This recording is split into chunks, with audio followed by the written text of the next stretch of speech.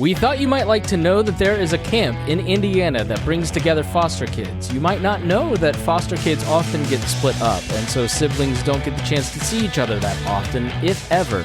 So Camp to Belong brings those kids together for a fun-filled week. So we talk about various issues regarding foster care, and we also talk about how you can support Camp to Belong Indiana. Stay tuned right after this here on The Chris Spangle Show. Becky Moore, director of Camp to Belong Indiana. Thanks for joining me today. Tell us a little bit about the work that you do. What is Camp to Belong Indiana? Hey, Camp to Belong Indiana is a member camp of an international organization, Camp to Belong. There are 10 states that have it and Australia, and there are many states that don't have it, but it is a camp. The organization is dedicated. Their main thing is to have a camp for siblings who are separated because they live in different foster homes. And the strict definition for us is any out-of-home placements. But most of those are foster homes. But they could be like different kids spread out among relatives because they're waiting for their parents to come back or whatever. But in most cases, they are kids who are siblings that are separated into different foster homes. Yeah, and they have to be in Indiana, and they have to be 8 to 18. Yes, and check out camptobelongind.org, their website, and check out the national organization to see if they're available in your area to support. My in-laws had brought over 4 Ukrainian orphans last summer and for Christmas, and that was the first time that the 4 kids had spent time together. They're in sort of the same facility over there, but they hadn't spent time together, so it was really like a bonding experience for them. So that kind of is a huge reason I wanted to talk to you, because I've seen the power of that connection when there was disconnection before, and they're their only family members. So what was your attraction to this? How did you come to start Camp to Belong? Well, the idea is, everybody talks about how hard it is for kids who get out of foster care and how they have a hard time making it in adult life. And it's been shown that you have to have a connectedness to someone in order to feel grounded and to go forward and have a more successful and happy life in adulthood. And we just think that one of the best ways to do that is to have a connectedness between the siblings, because that's a natural thing that if it's allowed to develop, it would. And that will help them have better adulthoods. If you have no connection to anybody, you're more likely to engage in dangerous activities, maybe stay in dangerous relationships you shouldn't be in. But if you have a family, you're part of a family, it's going to be a better situation. For me, I saw the founder of Camp to Belong, which is an international organization, on Oprah, and Oprah was giving Lynn Price, I think it was called Live Your Life Award, that Oprah was giving for people that did outstanding volunteer type things. And I saw this in the 1990s, and I thought that is a great idea and it's really needed.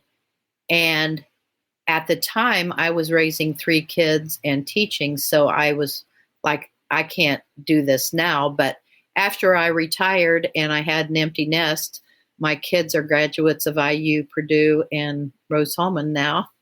And so I had the possibility of having the time to be able to bring it to Indiana.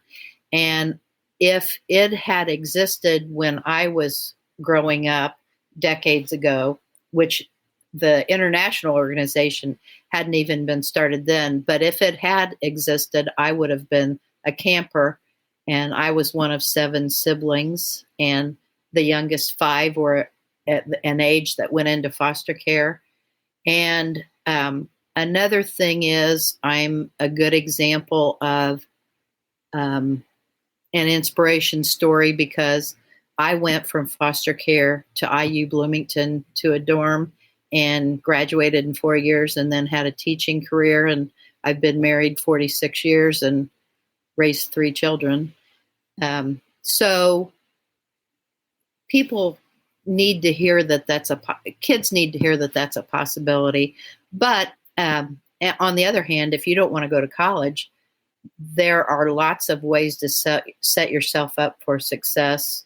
Joining the service, getting a skilled trade, setting yourself up so that you would be able to have a happy adulthood. How much do you want to get into your story? I'd love to hear a little bit about your backstory and why you and your siblings were separated and how has that played out over the years, that separation? Well, my mother died in a car accident.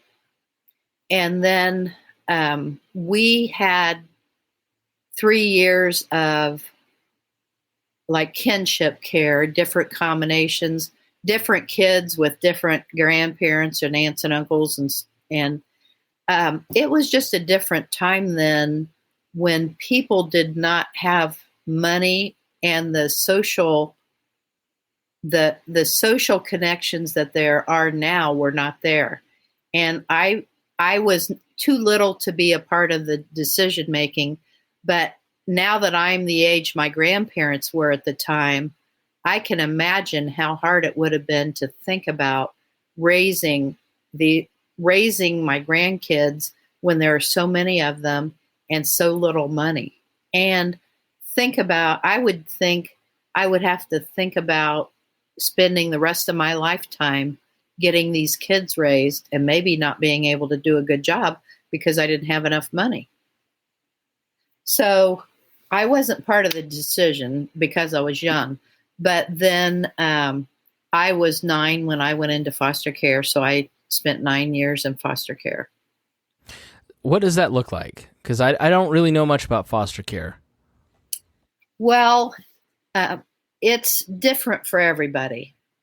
And I like to think that a lot of the kids who are in foster care are in a lot better place than they would be with their parents because their parents weren't able to raise them. But I think in all foster homes, there's something that you don't like about it, even the best ones. And even the worst ones, there are things that you do like about it. But I know that there's a big range of how good foster homes are. But I just like to think that most people are doing it for the right reasons, and the kids are in a better place than they would be if they were not able to get to that foster home. So, I mean, I don't want to get into debates or conversations necessarily on current events. Right. But I see a lot of anti-foster care sentiment right now, and a lot of conversation that I think if I were a foster kid would make me feel kind of unwanted. I mean, when you watch the news or watch your Facebook feed and you see some of the conversation around foster care, what comes into your mind? Well, I know that there are unfortunate circumstances in foster care, and there was just an article in the newspaper about how many failed adoptions there are. And I would think that a lot of those reasons come from the kids, but some of those reasons come from the adults, but they're just mismatched. And then the adoptions fall apart. But there are many, many more happy adoptions that happen, and kids that you see these success stories about. Now they're finally adopted and how happy the kids are to be in a family. And sometimes it's like the parents say, we didn't save them, they saved us. It's a mutual thing that's a good thing. So it's just really hard to generalize because a lot of times the unfortunate things or the bizarre things or the things that you hear about, and you don't hear about all the good success stories. Yeah, you can't generalize unless you're on the internet. But there are people who do it for the money, I know. Mm-hmm. But when I was raising my kids, I was like, there has to be an easier way to make money than to raise kids. Especially kids that aren't necessarily yours. Yeah. I mean, I can't imagine how that's a good way to make money. So you mentioned something interesting just a minute ago that, compared to now, back then, there wasn't as much community or resources. The vibe is that, community is eroding and that people aren't engaging in the way that they used to be. And wasn't it wonderful back in 1980 or 60 or 40 when everybody was just so much more community minded? What leads you to that experience, to that insight? Well, for one thing, it's so much easier now they have programs for after foster care, like from 18 to 23, in some cases 25 or 26, where they have programs where they can, if kids decide that they want to enroll in that, they can get help. And it's kind of like they can have a place to live until they get on their feet.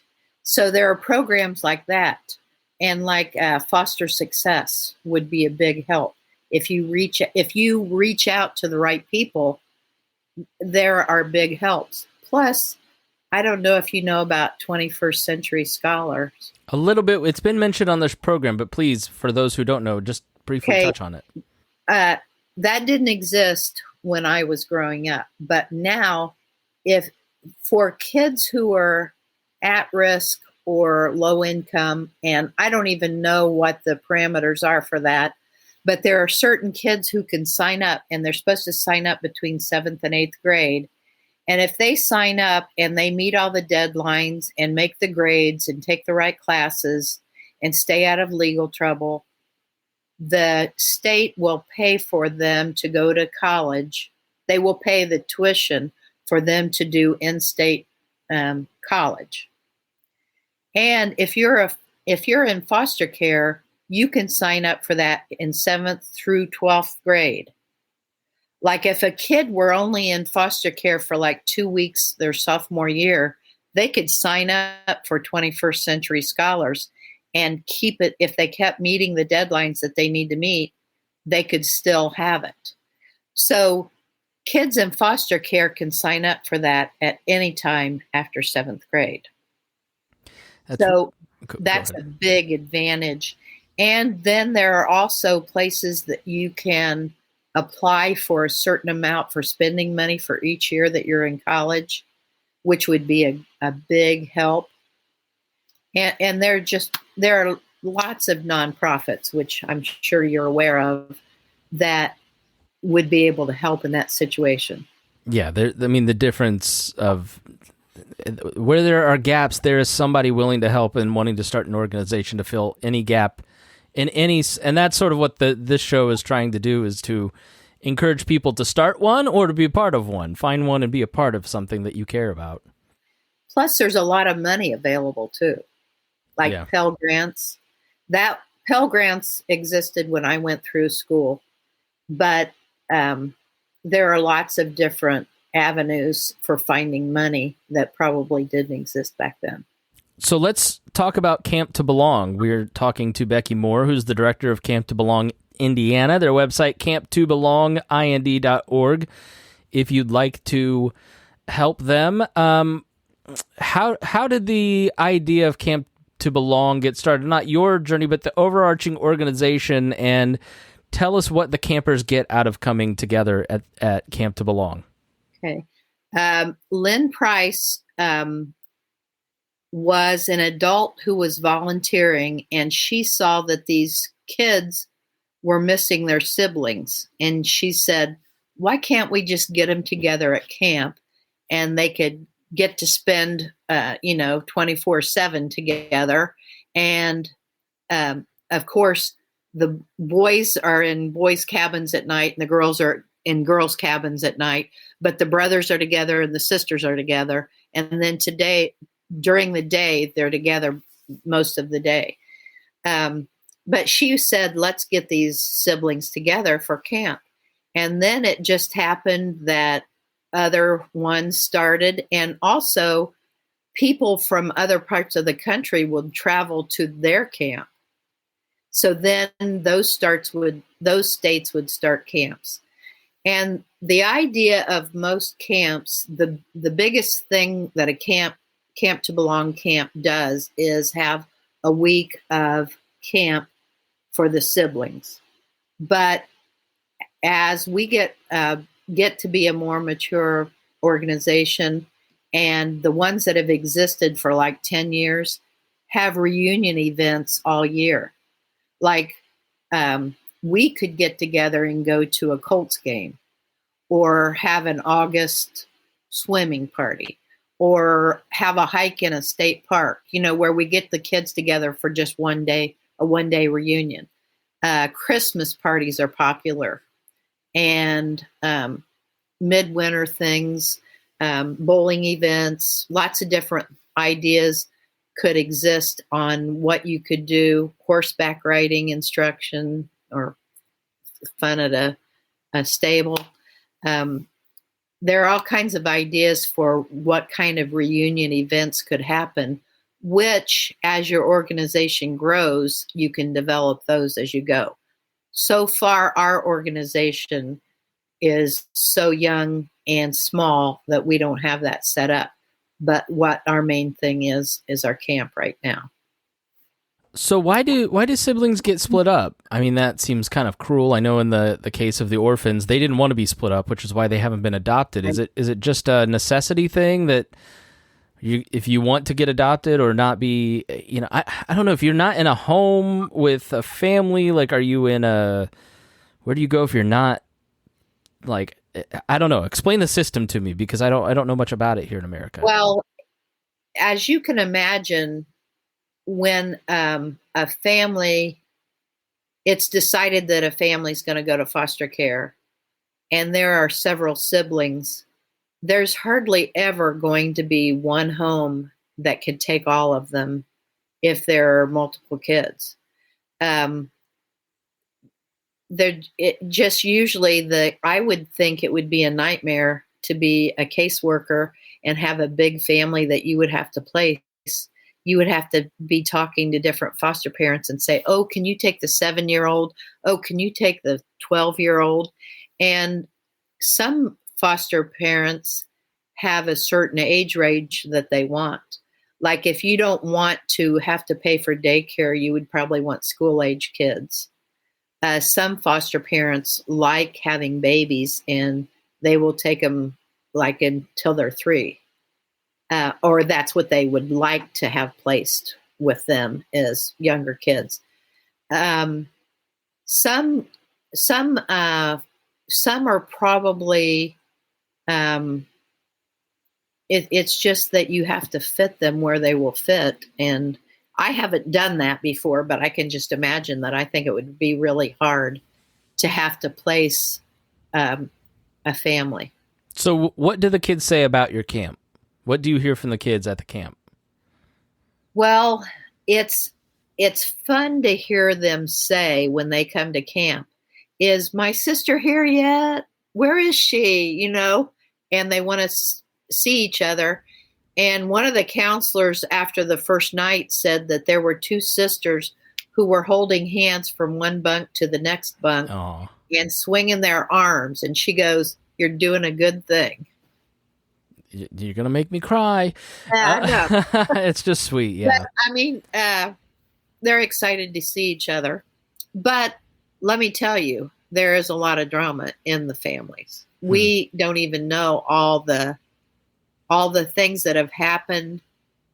And there is a lot of drama. And you know how siblings argue in normal circumstances. Yeah. So when you have an emotion-filled week, you can imagine that would be pretty intense. In fact, I've heard this story more than once. One of the kids gets mistreated, like when they live at home. One of the kids gets mistreated and runs away, and the police are called because there's a runaway or some kid is found. And then the home gets investigated, and the kids all get put in foster care. And then it's like all the kids are blaming the one that ran away for letting people find out, and that it's their fault that they got put in foster care, which it's not fair, but that's a common story. Kids think like kids. Yeah. And I would imagine coming back and reconcile. It's kind of a safe person that you can take things. I mean, I have a brother and a sister, and it's just sort of safe to fight with them. There's not as many consequences, I guess, when you're fighting with your siblings. Plus, even with my own kids, the older ones would want to ditch the young brothers that wanted to follow them, and like, oh, I want to hang out with the cool older kids, That's a common thing in every family. Like, let me ditch my little brother so we can do fun things together.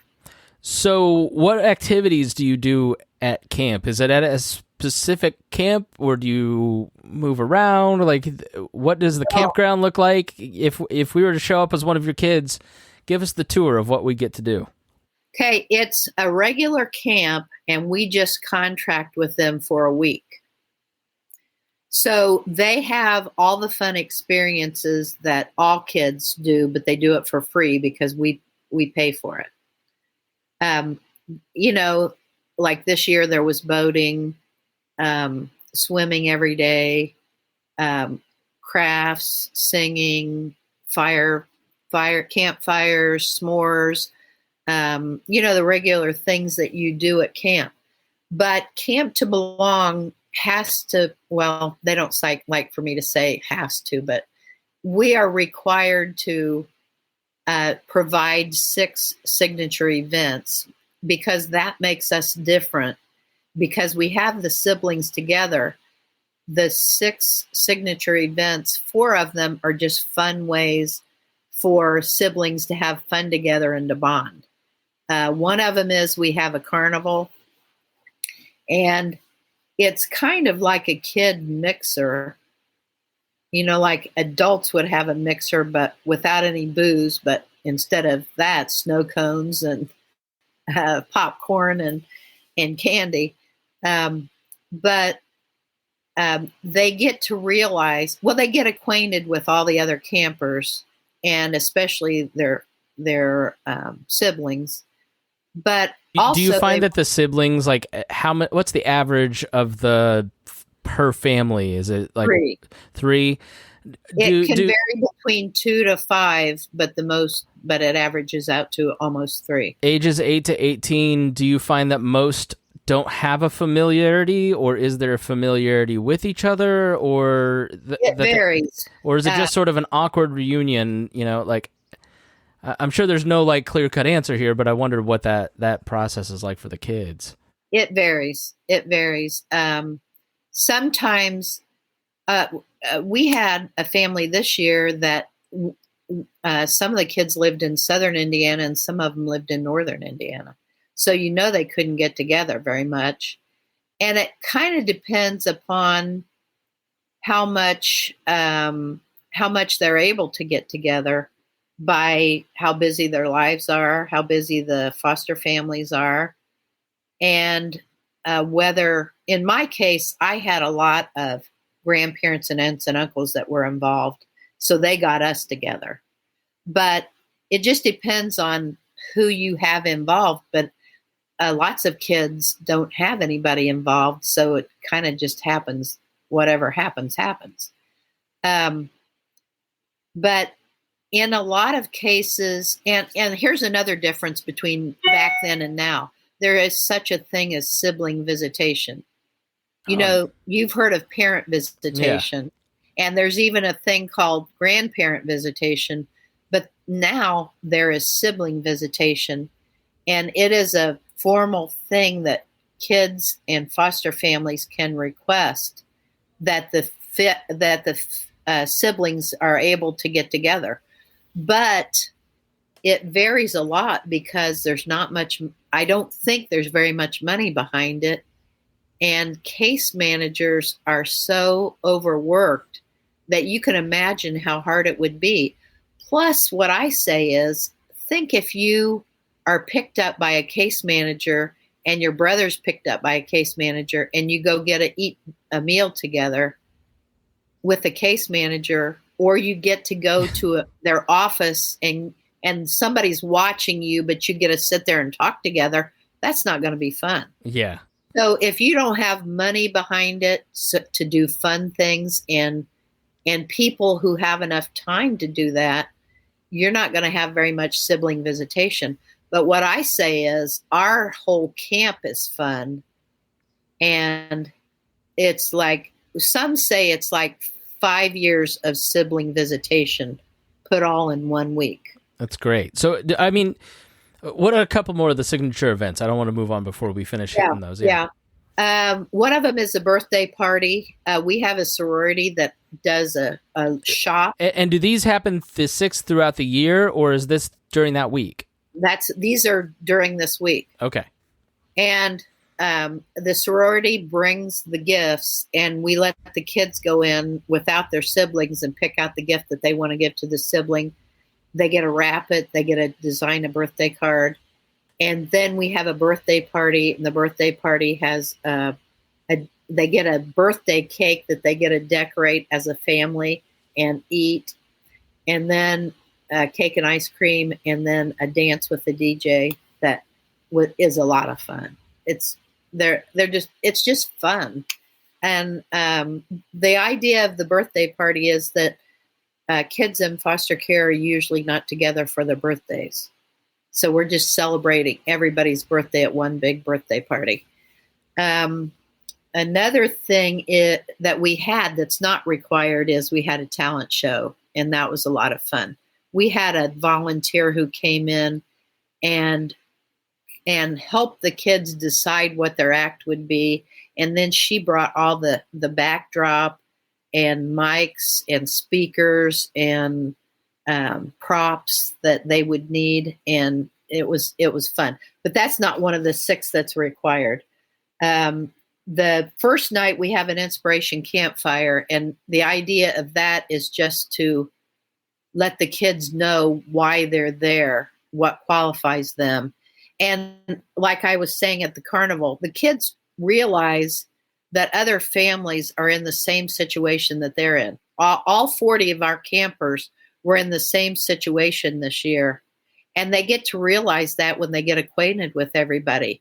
Like, your family's here and they live in 2 different foster homes. You live in different foster homes. And they also get to see that all the volunteers that come in throughout the whole week are people who care about them.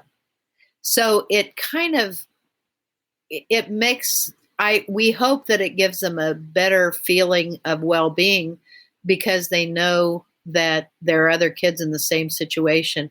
Because kids might go to a school where they're the only foster kids in the whole school. One of the running themes of this show at every organization is helping the clients, the students, whatever you want to call them, not feel alienated. Like they're not weird. Like there are other people who have the same emotions and feelings that you do, and that's just so empowering. Mm-hmm. Yeah. Okay. And then the sibling projects, we've done pillows, and let me grab mine. We are talking to Becky Moore, who is the director of Camp to Belong in Indiana, and you can learn more at camptobelongind.org. And so they have the shared project. They have a project where they pick out, adults make these pillows, and the kids get to... Yeah, there you go. Right. It's opposite of what I'm doing. It looks normal to me, yeah. Yeah, the kids get to decorate this muslin panel, and they can say, "Love you, brother. Think of me when you see this pillow." Or they could just make a design like if somebody likes skateboarding, they could have a kid skateboarding or whatever. They design this however they want to. And then they have to stuff it with the white stuff that goes inside, and they sew it closed. And then they get to present this to their sibling at Inspiration Campfire, and the other kid gets to take it home as a keepsake. No. This one was made for me on the sly because I didn't know they were making it, but all the people involved with the first camp signed this pillow. Oh. But this is the kind of pillow the kids would get to take home. And then the second year, the second year that they come back, they get to do a fleece throw that has a panel on it that they're going to design. Nice. So the sibling project is another one of the events. The other two, another one that's fun is scrapbooking. Part of the thing about being in foster care is you hardly have pictures of yourself growing up, and you definitely don't have many pictures of your sibling. So if you don't see your sibling and you don't have a picture of them, it's hard to picture what they look like. And if you do have pictures with your siblings, sometimes they're of unhappy events. But we have a whole week of happy events. We take pictures throughout the whole week. We have volunteer photographers taking pictures. Then we have them printed. And then on Friday, we do a scrapbook. And the kid gets to learn how to scrapbook. And they get to go home with a scrapbook of the week. And then they have pictures of them. And they also have their friends that they've made, too, in these scrapbooks. So they have pictures of themselves, their siblings, and their new friends that have all had a fun week at camp, and they get to take the scrapbook home. Yeah, go ahead. And then the Life Empowerment Seminar is the one thing that's not really fun, but it's a class for 14 to 18-year-olds, and it tells them what's available. Like, if they want to go to college, one of my biggest messages is most kids who are in foster care would say, I don't even have to wonder about whether I can go to college or not because I'm in foster care and there's no way I could pay for it. Well, that is the only reason I would not accept. That is not true, that you're not going to have the money. That almost seems, I mean, they're not I don't know many people's parents who paid for their college, so that seems like a false belief that you can correct there. Well, there is money for kids who have been in foster care if they make the deadlines, if they take the right classes. But my message is that you need to think about that when you're young. You need to start studying when you're young and getting the grades that you want to get to where you're going to go if you want to go to college. If you're the type of person who never wants to study again and never take another test, then I'm not saying you should go to college, but think about something that interests you. Like if you like working on cars and all the classes that you can take would have to do with working on cars, wouldn't that be kind of fun to take those classes? Or if you wanted to join the armed services, armed forces, and like join the Army, and depending on whether you like to travel, depending on whether you like to have to be in shape the way they have to be in shape, and it just depends on whether you would like that lifestyle. But the idea of this 2 or 3 hour class is this is what's available for you. And also we talk about sibling visitation and how they could ask for sibling visitation and signing up for 21st Century Scholars, and then how to finance a college education if they wanted to go to college. But if they don't, how you would be able to have a way to get a skilled profession where you could really make good money. On one of the talk shows here, we have a guy who was from a plumbing place, and he says he picks apprentices who are apprentices for 4 years. And during that 4 years, they get paid. And they go to class one night a week for 4 years to learn how to be a plumber. Plus, they're getting on the job training because they're being apprentices. But they could support themselves for 4 years while they're taking a class one night a week in a topic that we hope that they would care about. And then at the end of those 4 years, they can make $90,000 as a plumber. Yeah, I mean, I have a young nephew. I'm like, go into the trades, man. That is just amazing to me, and it would be a way to be an apprentice and have a place to live and support yourself during those 4 years. And I mean, you would be working 40 hours a week, I assume, and taking classes one night a week. So it'd still leave time for fun. Yeah. It's not like how many of your kids are repeats? Like, and I know there's about 40 kids. Like, is that capped, or could you have 300 if you had the resources? Could you, where are we at in terms of need? In Camp to Belong, the international organization considers a full camp 100. But there aren't very many places that have 100 kids in their camp, because most of the camps are young enough that raising that much money would be really hard, for one thing. The first year, they want you to have 30 in your camp. And being a teacher, I was like, 30 kids with this many volunteers, that would be so easy to do. But then I learned my lessons, because you have to raise the money. You have to build up your community year by year. People come back and say, I want to do this again. I have organizations that have done events and they'll say, oh, we want to come back and do this again. But you have to build up that community. And when you have headaches, and you will have headaches, and learn lessons, if you have a small number of kids, it's more manageable than it is if you started with a big number. You just have to start small. And we had our first camp in 2019. And one of the things you have to do to become a Camp to Belong camp is you have to go to an existing camp and participate.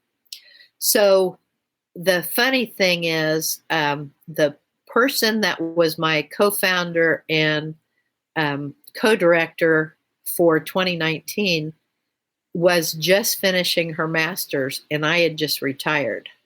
But she was a big camp person and was getting her master's in social work. So this kind of put together her interests. And then I was coming at it from a different direction. So it kind of worked. But we went to Washington State's camp, and they have 100 kids. So we saw a mature, really good camp in action, and it was just amazing. Now, Oregon, I think it's Oregon that has 2 camps. They have enough built up that they can do 200 kids. They do 100 in a June camp and have 100 kids in an August camp. But the usual is, like, a lot of camps do like 60 kids, because they're kind of on their way up, growing. But it just depends on how much money and how many people they have to help. So some of them don't plan to get bigger than 60. Yeah, they want to stay at that. You got to. But I think I think by the numbers of how many kids there are in foster care, and then you're talking about how many have siblings, and how many have siblings between 8 and 18, and then how many are divided into different homes. And then you're talking about a big concentration coming from central Indiana, although people did drive quite a distance. We had the region, and we had Fort Wayne and South Bend, and coming from the river, Ohio River too, so southern Indiana too. But a big concentration here. But I think probably it would not be hard. Well, you'd have to build it up, but you could get to 100 easily. The thing about it is you have to have kids that aren't going to go to summer school. Some kids want to be on video games all the time. They're like, we don't want to go to a camp and have bugs. Swimming. If you're an energetic kid and you're not working and you don't have to go to summer school, and you and your siblings are all in agreement that you want to do this, and you have to have somebody that fills out the paperwork for you. You have to have people that are willing to drive you there and, help you pack and get all the stuff ready. So, it just takes a lot to get a family together to be able to do it. So, shameless self-promotion time, because you sent me a flyer that I will put a link to in our show notes if you're okay with that. There's so many different needs, not just counselors, but photographers, videographers, grant writers, publicists, IT specialists, intern, event leaders, social media manager, day volunteers, just birthday gifts, gift cards, cotton candy machine, popcorn machine, all these different things that can help you build this up. There's so many different, and I'm hearing if you're a business, maybe if you can, use some of your funds to throw an event to raise money for Camp to Belong. There's so many different ways, I think, to help you, but give the pitch. Shameless self-promotion time. Okay, I think for me, I would never say to my husband, I want to bring kids into our home now that we're retired and we have an empty nest. I would like to think that I could take kids in and be a foster parent, but I'm just not in that place. But I think for everybody, there is a level of something that you can do to help. I mean, being the foster parent would be the ultimate thing, because that would be 24/7 all year for years. But helping with an organization of your choosing, or donating money, I mean, that's really fast. But there are things that you can do to help us plan, and that would take you all year, or, a little bit of time all year. Or you could become a counselor and spend the week there, and I guarantee it would change your life. You could be a day volunteer and help with one of these events that you could come in and help with. You could be a company that would sponsor a certain event or pay for a certain treat or shirts or backpacks or swag or whatever, or just money for us to use for however we need to use it. There are just lots of different ways to get involved, depending on your skills and your interests. And if you're listening outside of Indiana, you could start your own camp. Yes, that's another point. We only have 10 in the United States. I think there have been 15 states maybe that have had camps, but our closest one to Indiana is Wisconsin. And then there are some on the West Coast, and there's some on the East Coast, and then Georgia and Alabama, and Colorado. But it's only 10 that exist in the United States. So if you live in one of those states, you could contact that organization and see how you could help. If you live in a state that doesn't have one, which there are 30 some states that have never had one, you could start your own organization.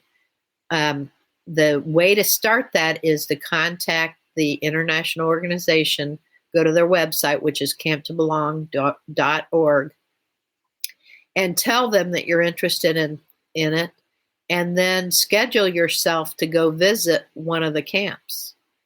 And you would see it in action and see how it really works. And even if you didn't want to start one and you lived in a state where you didn't have one, you could help a neighboring state. Like if there are people in Ohio hearing this and they're saying, well, I don't want to start one of my own, but I'll go help Indiana, we would take them. So they could help a state that's close. And I think that's a lot of ways that states get started is they help another state and then they see that how they could do it. Yeah, I'm sure it's not a full-time job for you. I'm sure that you put a lot of hours into it and do a lot of stuff, but it's manageable, right? Well, you need people who have some time. It does take time, but the thing to do would be get somebody with you that you would enjoy working with, and the two of you it could be manageable if you have a couple of people that are interested in it. And it depends upon how interested in Indiana, it's DCS, Department of Child Services, but in some states they are very involved, and that's a big help too. All right, final question. What do you see every day or during camp week that you wish everybody understood about your work? How important it is to get the kids together, even if they don't know that it's important. It is important to get the kids together, and hopefully in Indiana we'll be able to do the reunion events eventually. And it could be that that's how your listeners could get involved. They could say, well, I have a horse riding farm. We could have an event there.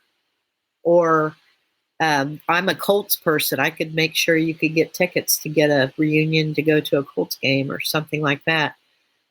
But seeing how important it is to get the kids together and create that sibling bond. Becky Moore, the camp director for Camp to Belong Indiana. Their website is camptobelongind.org. Sure you can reach you there. Is that the best place to reach you if you want to chat? Yes, and my phone number's on there. And there's a button for if you want to be a counselor. There's a button if you want to be a volunteer in another way. And you could just tell me how you're interested in becoming involved. And usually what happens is I call them up and listen to them until I hear something that is something that we need. Very good. All right. Well, Becky, thank you so much for joining me. Thank you for the opportunity. And nice Chris. And thank you to everybody for listening.